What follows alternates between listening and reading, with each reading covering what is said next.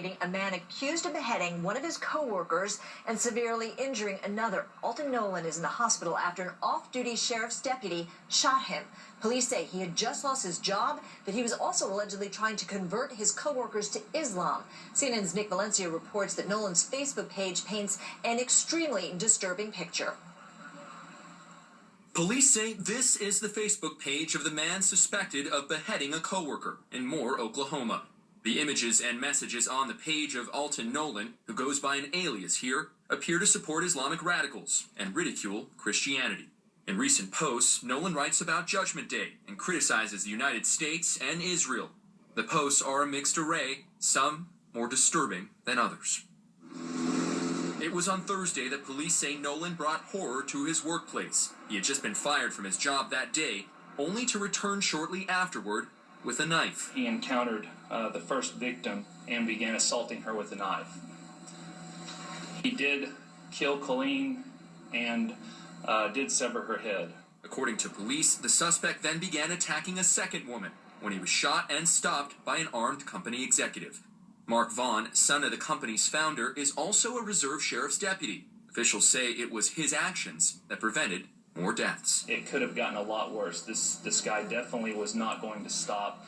He didn't stop until he was shot. The barbaric nature of the crime has led some residents and others to speculate the act could be tied to something larger and was perhaps influenced by Muslim extremists. Adding to the theory, police say that in recent weeks, Nolan had tried to convert his co-workers to Islam.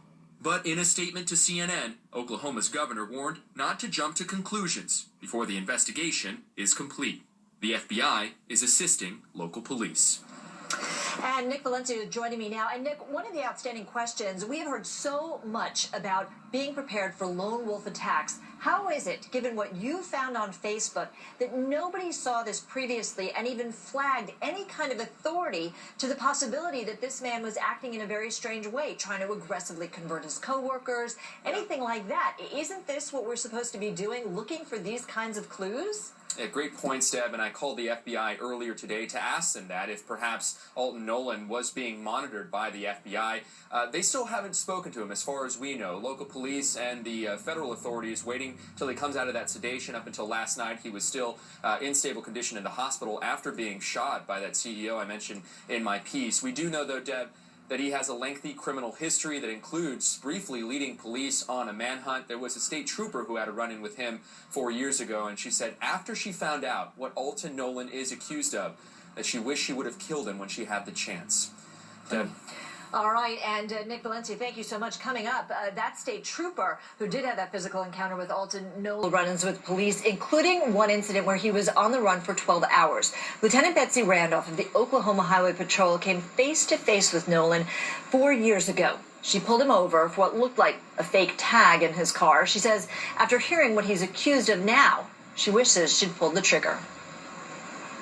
I walked around the patrol car, and he knew he was going to go to jail.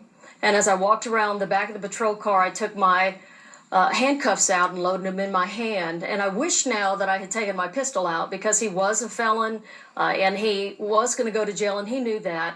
But I had the handcuffs, and as he opened that door and I snapped that bracelet on that wrist, he looked me in the eyes. And when I told him, give me your other hand, and he wouldn't, he began to bargain, trying to get out of going to jail.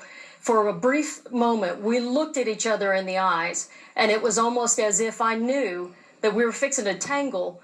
But I was, had hemmed him up in the door right there, and I was committed to hoping to ride this thing out and end it with him just giving me his other hand and him complying.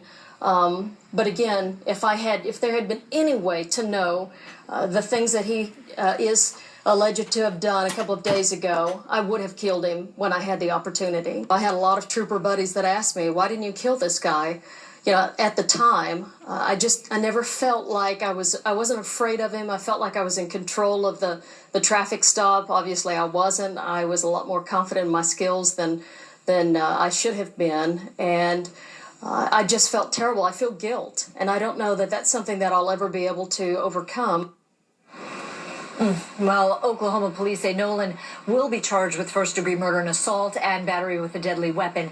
He may also face federal terrorism charges.